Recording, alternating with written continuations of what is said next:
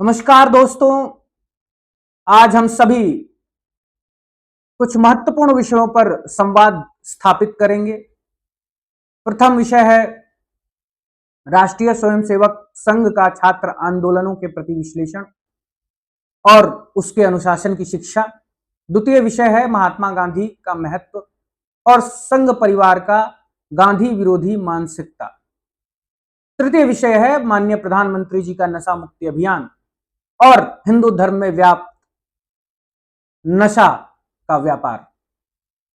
आज हम सभी तीन विषयों पर गहराई से चर्चा करेंगे।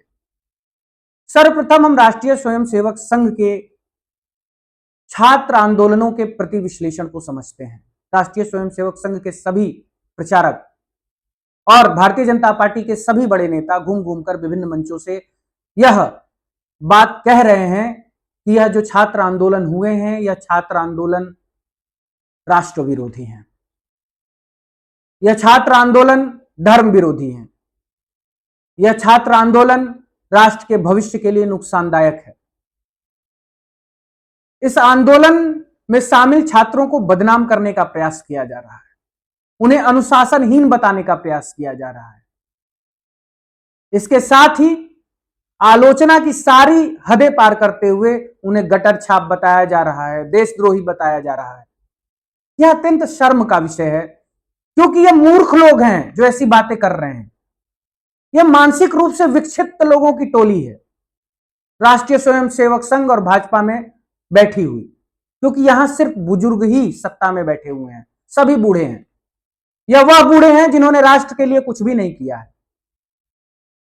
आप सोचिए कि चीन के बुजुर्गों ने भारत की आजादी के पश्चात आजाद होने के बावजूद भी चीन को विश्व में उच्चतम स्तर पर पहुंचाया है। हर क्षेत्र में चीन आगे है, लेकिन हमारे बुजुर्गों ने आज तक कुछ भी ऐसा नहीं किया जिससे हम गर्व करें। और आज भी हमारे बुजुर्ग सिर्फ अनुशासन और धार्मिक ध्रुवीकरण की शिक्षा दे रहे हैं, धार्मिक ध्रुवीकरण के साथ जातीय ध्रुवीकरण की शिक्षा दे रहे हैं। वो समस्याओं का समाधान नहीं कर पा रहे हैं, क्योंकि हमारे बुजुर्ग संकीर्ण मानसिकता के हैं। और यह जब आपसे लड़ नहीं पाएंगे, युवाओं के प्रश्नों का जवाब नहीं दे पाएंगे, तब यह बुजुर्ग आपको अनुशासनहीन सिद्ध करने लगते हैं, आपको बदनाम करने का प्रयास करने लगते हैं। और यही राष्ट्रीय स्वयंसेवक संघ और भाजपा के नेताओं द्वारा किया जा रहा है। वो जानते हैं कि वो जेन जी और जेन अल्फा के युवाओं से लड़ नहीं सकते हैं, क्योंकि स्वयं वो इतने शिक्षित नहीं है कि वह हमारे युवा जेन जी छात्रों और जेन अल्फा के छात्रों से संवाद स्थापित कर पाए। वो अपनी बात रखेंगे, रख के चली जाएंगे, लेकिन 4 जेन जी छात्र और 4 जेन अल्फा के भी छात्रों को उनके सामने प्रस्तुत कर दिया जाए तो उनके सवालों का स्पष्ट जवाब नहीं दे पाएंगे, क्योंकि वो संवाद के लिए बने ही नहीं है। उनके मानसिकता में तानाशाही है, उनकी मानसिकता और नीति में डिक्टेटरशिप है। वो सिर्फ अपनी सिद्धांतों को स्थापित करना चाहते हैं। वो यह नहीं चाहते कि उनसे कोई प्रश्न करे, वो यह नहीं चाहते हैं कि युवा संवाद स्थापित करे, तो संवाद दोनों तरफ से हो। वह एक तरफा संवाद चाहते हैं। और इसीलिए माननीय प्रधानमंत्री जी मन की बात करते हैं, राष्ट्रीय स्वयंसेवक संघ के नेता आते हैं, मंच पर बैठते हैं, अपना भाषण देकर, उद्बोधन देकर चले जाते हैं। हम भी राष्ट्रीय स्वयंसेवक संघ में कार्य करते थे। वहां पर हमको बोलने की आजादी ही नहीं थी, वहां पर मंच हमारे जैसे युवाओं को दिया ही नहीं जाता था, क्योंकि हम लोग बोलने में सक्षम थे। हम तथ्यों पर प्रश्न करते थे, प्रश्न का उत्तर चाहते थे, नहीं तो हमारे उत्तर तो हमारे पास उपस्थित ही थे। तो राष्ट्रीय स्वयंसेवक संघ और भाजपा एक संकीर्ण मानसिकता की टोली है। यह लोग युवाओं की आवाज को कुचलना चाहते हैं। जब लड़ नहीं पा रहे हैं तो उन्हें बदनाम करने की कोशिश कर रहे हैं। किसी भी राष्ट्र के विकास का मूल आधार वहां की युवा शक्ति होती है। युवा का विकास होगा, युवा समृद्ध होगा, तो समाज समृद्ध होगा। वो जिस समाज में रहता है उस समाज को समृद्ध करेगा, और जब वो समाज समृद्ध होगा तो वो समाज मिलकर राष्ट्र को समृद्ध करेगा, राष्ट्र का विकास करेगा। और युवाओं का मूलभूत विषय जो उन्हें समृद्ध करता है वह है शिक्षा, वह है उचित परीक्षा व्यवस्था, वह है रोजगार। और इसी पे छात्र अगर आंदोलित हो रहे हैं तो यह लोग उन्हें राष्ट्र विरोधी कह दे रहे हैं। यह कितना दोहरा मापदंड है, मूर्खतापूर्ण बातें हैं जो ये लोग कर रहे हैं, क्योंकि ये सभी अशिक्षित लोगों की टोली है। ये मूर्ख भरे पड़े हैं, अशिक्षित भरे पड़े हैं, कुत्तों का झुंड है जिन्हें सिर्फ भौंकने आता है। आदेश दे दो वो कार्य कर देंगे, बोटी फेंक दो काम कर देंगे, लेकिन यह लोग कोई समाधान प्रस्तुत नहीं कर सकते हैं। इनके अंदर थिंकिंग क्वालिटी नहीं है, क्रिएटिविटी नहीं है, शून्य है क्रिएटिविटी। सिर्फ षड्यंत्र करना जानते हैं, समाधान प्रस्तुत करना नहीं जानते हैं। और यही राष्ट्रीय स्वयंसेवक संघ और भाजपा के संपूर्ण संगठन का सत्य है। इसीलिए इन लोग मिलकर छात्र आंदोलनों को बदनाम करने की कोशिश कर रहे हैं, और जब कुछ नहीं करने पाते हैं तो अनुशासन की शिक्षा देने लगते हैं। अनुशासन पर मेरा आप सभी दोस्तों से विनम्र निवेदन है कि देखिए, जीवन में अनुशासन आवश्यक है। अनुशासन सिर्फ अपने कार्यों के प्रति रखिए, जो आपका लक्ष्य है, जो आपका कार्य है, उसके प्रति अनुशासित रहिए।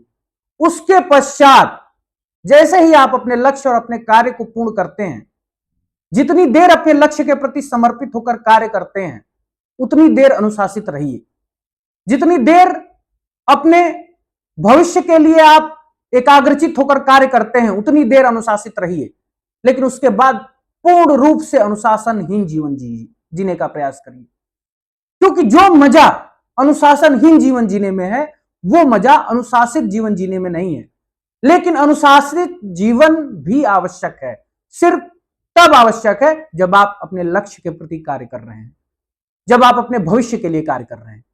विश्व में कोई ऐसी सिद्धांत नहीं बना है, चाहे वो डिसिप्लिन का ही सिद्धांत क्यों नहीं है, वह सिद्धांत सिर्फ उस समय के लिए तार्किक है, उस समय के लिए उचित है जब आप अपने लक्ष्य के प्रति समर्पित होकर कार्य कर रहे हैं। उसके पश्चात अनुशासन विहीन जीवन आनंददायक जीवन होता है, और जीवन का आनंद लेना अत्यंत आवश्यक है, क्योंकि मनुष्य जीवन अभी प्राप्त हुआ है और इसके पश्चात प्रकृति कौन सा शरीर प्रदान करेगी यह किसी को नहीं मालूम है। तो जब भविष्य ज्ञात नहीं है तो इस जीवन का आनंद भी लीजिए। आप जिस प्रकार से आनंद ले सकते हैं उस प्रकार से अपने जीवन का आनंद लीजिए। अनुशासन सिर्फ लक्ष्य के प्रति होना चाहिए, और इन मूर्ख बुजुर्गों की बातों में मत पड़िए। ये सब मूर्ख है, इन सबों को खुद नहीं पता है कि इन्हें भारत के भविष्य के लिए क्या करना है, राष्ट्र के विकास के लिए क्या करना है, राष्ट्र प्रेम क्या होता है। राष्ट्र प्रेम क्या होता है?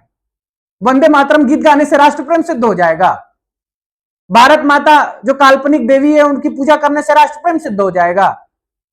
ध्वज को सलाम करने से राष्ट्र प्रेम सिद्ध हो जाएगा? राष्ट्र प्रेम तब सिद्ध होगा जब राष्ट्र के विभिन्न बॉडीज, डिफरेंट बॉडीज का विकास होगा। और राष्ट्र की डिफरेंट बॉडीज, किसान है, जवान है, छात्र है, साइंटिस्ट है, ये सभी राष्ट्र की कुछ मुख्य बॉडीज हैं। और जब इनके प्रति आप समर्पित भाव से कार्य करते हैं, अपने भविष्य के प्रति समर्पित भाव से कार्य करते हैं, अपना समृद्धि करते हैं, समाज का समृद्धि करते हैं, राष्ट्र के विभिन्न बॉडीज का समृद्धि करते हैं, विकास करते हैं, तो वह वास्तविक राष्ट्र प्रेम है। और शिक्षा राष्ट्र प्रेम का समतुल्य है, क्योंकि शिक्षा ही युवाओं को समृद्ध बनाएगा, और युवा समृद्ध होंगे तो समाज समृद्ध होगा, समाज समृद्ध होगा तो राष्ट्र समृद्ध होगा। इसीलिए राष्ट्र प्रेम है स्वयं का विकास करना। आप स्वयं के प्रति निजी हित में कार्य करिए, यही सबसे बड़ा राष्ट्र प्रेम है। आप विकसित होंगे तो समाज विकसित होगा, समाज विकसित होगा तो यह राष्ट्र भी विकसित होगा, और यही वास्तविक राष्ट्र प्रेम है। वंदे मातरम का गीत गाना, ध्वज को सलाम करना, भगवा ध्वज पे नमस्ते सदावत्सले पढ़ना, ये सब राष्ट्र प्रेम नहीं है, ये सब प्रथाएं हैं। प्रथाओं से दूर जाइए, वास्तविकता में आइए। राष्ट्र प्रेम है स्वयं का विकास करना, और स्वयं के विकास से अपने समाज का, अपने समाज से अपने राष्ट्र का विकास करना। इसके साथ ही हम यह भी समझने का प्रयास करेंगे कि यह राष्ट्रीय स्वयंसेवक संघ गांधी विरोधी मानसिकता से ग्रस्त है। गांधी की विचारधारा समावेशी विचारधारा थी। समावेशी विचारधारा का अर्थ होता है कि जो स्वयं में ही सबको समाहित कर लेती थी, वो सभी धर्मों के मान्यताओं को सत्य में समाहित कर रही थी, वह सभी जातियों की विचारधारा को स्वयं में समाहित कर रही थी, सबको साथ लेकर चलने वाली विचारधारा थी। और राष्ट्रीय स्वयंसेवक संघ, उसके विभिन्न संगठन, उस समय हिंदू महासभा के नाम से जाने जाते थे, वह गांधी जी के विचारधारा के विरोधी थे। वह एक विचारधारा को लेकर चलना चाहते थे, और इसीलिए इन्हीं लोगों ने गांधी जी की हत्या भी की। और आप सभी को ज्ञात होना चाहिए कि गांधी जी की जब हत्या हुई थी तो अंग्रेजों ने यह कहा था कि हमारा यह सौभाग्य है कि इतिहास हमें गांधी की हत्या का जिम्मेदार नहीं मानेगा। हम इस कलंक से बच गए। गांधी को उनके लोगों ने ही मारा है। गांधी वह व्यक्ति हैं कि अगर इतिहास उनकी सही व्याख्या करे तो गांधी ईसा के समान होंगे, स्वयं ईसा के समान होंगे। जिनके प्रति अंग्रेजों की आस्था थी उसके समतुल्य उन्होंने गांधी को माना। यह बहुत बड़ी बात होती है। वह गांधी थे, गांधी की विचारधारा थी। उस व्यक्ति ने भारत को आजादी के मार्ग तक लेकर गया। उस व्यक्ति ने भारत को अपने संघर्षों से, अपने सिद्धांतों से आजादी दिलाई। He is the true leader just like the Jesus Christ. और लीडरशिप क्वालिटी जो जीसस क्राइस्ट में थी वही लीडरशिप क्वालिटी गांधी में थी। और वह अंग्रेजों ने देखा, वह संपूर्ण विश्व ने महसूस किया। इसीलिए अंग्रेजों ने उन्हें ईसा के समतुल्य बताया। जो लीडरशिप क्वालिटी बुद्ध ने दिखाई वही लीडरशिप क्वालिटी महात्मा गांधी के अंदर था। इसीलिए उन्हें द ट्रू लीडर महात्मा नाम से पुकारा गया। स्वयं सुभाष चंद्र बोस हिंदू महासभा के विरोधी थे। वो कहते थे कि धर्म के नाम पर जो लोग बात करते हैं, भगवा झंडा लेकर चले आते हैं, इनसे दूर रहिए, ये राष्ट्रद्रोही लोग हैं। और आज यही राष्ट्रद्रोही राष्ट्रहित के कार्यों को करने वालों को राष्ट्रद्रोही कह रहे हैं। आज वही राष्ट्रद्रोही सत्ता में बैठे हुए हैं और सत्ता में बैठकर उन लोगों को राष्ट्रद्रोही कह रहे हैं जो राष्ट्रहित में आवाज उठा रहे हैं। छात्रों का हित ही राष्ट्रहित है। छात्रों का अहित राष्ट्र का अहित सुनिश्चित करता है। शिक्षा ही राष्ट्र का भविष्य है और शिक्षा के विरुद्ध में राष्ट्रीय स्वयंसेवक संघ और भाजपा का संपूर्ण तंत्र आज कार्य कर रहा है और छात्र आंदोलनों को बदनाम कर रहा है। आज भारतीय प्रधानमंत्री नरेंद्र मोदी जी नशा मुक्ति अभियान चला रहे हैं। अब नशा मुक्ति अभियान चला रहे हैं तो हमारा उनसे विनम्र निवेदन है कि सर्वप्रथम नशा मुक्ति अभियान अपने यहाँ मंत्रालयों से शुरू करें और विभिन्न मुख्यमंत्रियों को नशा मुक्त बनाए। सर्वप्रथम हमारे उत्तर प्रदेश के मुख्यमंत्री जी को नशा मुक्त बना दे तो सबसे बड़ी बात होगी। अब उनका वनस्पति का इंटेक रुक ही नहीं रहा है, वनस्पति के नशे में कुछ भी बोल जाते हैं। अब उनको तो आप सुधार नहीं पा रहे हैं और चले हैं आप युवाओं को सुधारने के लिए। हमारा यह मानना है कि सर्वप्रथम घर से सफाई शुरू करनी चाहिए। स्वयं को स्वच्छ बनाइए, तब बाहर स्वच्छता अभियान चलाइए। तो स्वच्छता अभियान के लिए आवश्यक है कि माननीय प्रधानमंत्री जी सर्वप्रथम अपने नेताओं को नशा मुक्त बनाइए। अगर सिर्फ उत्तर प्रदेश के आपके नेताओं को देख लीजिए तो माननीय मुख्यमंत्री जी, जैसा हमने सुना है कि गांजे के नशे में भंड रहते हैं, आपके एलजी जम्मू कश्मीर के मनोज सिन्हा जी गांजे के नशे में भंड रहते हैं, आपके सहयोगी दल के नेता ओम प्रकाश जी सुना है कि वो भी गांजे के नशे में भंड रहते हैं, आपके बहुत सारे राष्ट्रीय स्वयंसेवक संघ के प्रचारक मैंने देखा है गांजे के नशे में भंड रहते हैं। सभी गांजा का इंटेक करते हैं और गांजा पी पी के कुछ भी बकते रहते हैं। जैसे माननीय उत्तर प्रदेश के मुख्यमंत्री जी तो कुछ भी गांजे के नशे में बोल देते हैं, बाद में लोग उनको ट्रोल करते रहते हैं। अब ट्रोल करने का अर्थ क्या है, उन्हें यह समझना चाहिए कि वह भाई सुना है तो नशे करते होंगे इसीलिए कुछ भी बोल जाते हैं। अब सोचिए उस राष्ट्र का भविष्य क्या होगा जहां का नेता गांजा पीता होगा। उस राज्य का भविष्य क्या होगा जहां का नेता गांजा पीता होगा। गांजे से एक बात आई कि शिवत्व के शोध के दौरान मैंने गांजे और भांग पर भी व्यापक रूप से शोध किया है। दोस्तों, आज युवाओं में एक प्रचलन हो गया है कि 10th और 11th तक के बच्चे गांजे का सेवन कर रहे हैं और यह मैंने स्वयं देखा है। गांजा पीते हैं और उसे ज्वाइंट के स्वरूप में लेते हैं और फिर मस्त मजा करते हैं। गांजे का सेवन मानसिक स्वास्थ्य के लिए बहुत ज्यादा नुकसानदायक होता है। आप सभी दोस्तों को मैं यह समझाना चाहूंगा कि शिवत्व के शोध के दौरान, क्योंकि शिवत्व की प्रथाएं ऐसी हैं कि मैं प्रथाओं के आधार पर शिवत्व पर जब शोध कर रहा था तो मैं प्रथाओं को समझने के लिए गांजे और भांग पर भी शोध किया, क्योंकि शिवलिंग पर गांजा भांग इत्यादि ये सब चढ़ाया जाता था और ये कहा जाता था उस समय कि शिव को गांजा भांग ये सब चढ़ाया जाता है। तो शोध के दौरान इन सभी चीजों को समझने के लिए मैंने व्यापक रूप से शोध किया है गांजा भांग इत्यादि पर। और लिटरली मैं आप सभी से कहना चाहूंगा कि दुनिया का सबसे वर्स्ट नशा अगर कुछ है तो वो गांजे का नशा है, भांग का नशा है। किसी भी प्रकार का सूखा नशा शारीरिक स्वास्थ्य, मानसिक स्वास्थ्य के लिए अत्यंत हानिकारक है और यह बिल्कुल भी किसी आध्यात्मिक प्रक्रिया के लिए आवश्यक नहीं है। शिवत्व के सिद्धांत को समझने के दौरान मैंने यह समझा कि हिंदू धर्म की जो प्रथाएं हैं, गांजा और भांग से युक्त प्रथाएं हैं, लोग गांजा पीते हैं, लोग भांग पीते हैं, यह बिल्कुल ही गटर जैसी हैं। आप देखिए कांवड़ यात्रा निकल रही है, सब युवा, दलित के बच्चे, पिछड़ों के बच्चे अधिकतर गांजा फूंक के, दारू पी के और नाचे जा रहे हैं, डीजे लगा लगा के नाच रहे हैं, सब गजेड़ी कांवड़ यात्रा निकाल रहे हैं। और इन गजेड़ियों पर उत्तर प्रदेश के गजेड़ी माननीय जी फूल बरसा रहे हैं। अब एक गजेड़ी ही गजेड़ी का सम्मान करेगा। हमको तो लगता है कि अगर माननीय मुख्यमंत्री जी केंद्र में प्रधानमंत्री के दायित्व पर पहुंच गए तो भारत समृद्ध राष्ट्र की जगह पे गजेड़ी राष्ट्र घोषित हो जाएगा। तो क्योंकि अब गजेड़ी व्यक्ति गजेड़ियों को ही माला फूल गिराएगा, चढ़ाएगा। इन सबों को माननीय प्रधानमंत्री जी को चाहिए कि लठ लेके और ढंग से बजाएं, क्योंकि बिना मार खाए ये सब नहीं सुधरेंगे। इन्हें यह लगता है कि गांजा फूक के ये शिव बन जाएंगे, गांजा फूक के ये शिवत्व को प्राप्त कर लेंगे। ये सब प्रथाएं, सब गंदगी है, ये प्रतीकात्मक है, इसका एक अर्थ है। और हमने शिवत्व के शोध के दौरान इसके मूल सत्य को समझा है।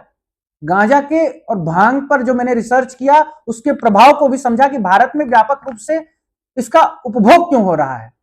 तो हमने यह पाया कि जो लोग आध्यात्म की गहराई, मतलब जब मेडिटेशन की अवस्था होती है तो मेडिटेशन की अवस्था को स्वतः प्राप्त नहीं कर पाते हैं, स्वयं मेडिटेट नहीं कर पाते हैं स्वयं को, जिनके मन विचलित होते रहते हैं, वो लोग गांजे का सेवन करते हैं। गांजे का सेवन करने के पश्चात जो माइंड का न्यूरॉन्स होता है वो न्यूरॉन्स स्लो हो जाते हैं, और जब न्यूरॉन्स स्लो हो जाते हैं तो एकांत चित्त, आप मन को एकाग्रचित कर सकते हैं। लेकिन एकाग्रचित अवस्था में जो थॉट्स आते हैं वो थॉट्स प्रॉपर करेक्ट नहीं होते हैं। वो थॉट्स आपको उलझाएंगे, सुलझाएंगे नहीं, वो आपको पागलपन की ओर ले जाएंगे।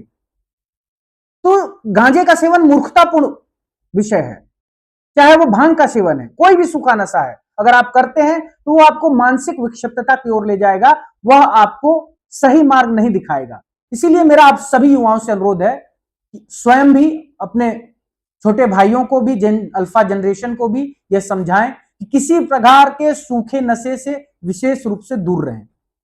शिवत्व के सिद्धांत जो प्रथाओं में है, उनके चक्कर में पड़कर आप सभी अपना भविष्य बर्बाद ना करें, और कांवड़ यात्रा लाद कर ले जाने से कुछ भी नहीं होने वाला है। इसका वास्तविक सत्य मैंने आप सभी को समझा दिया है।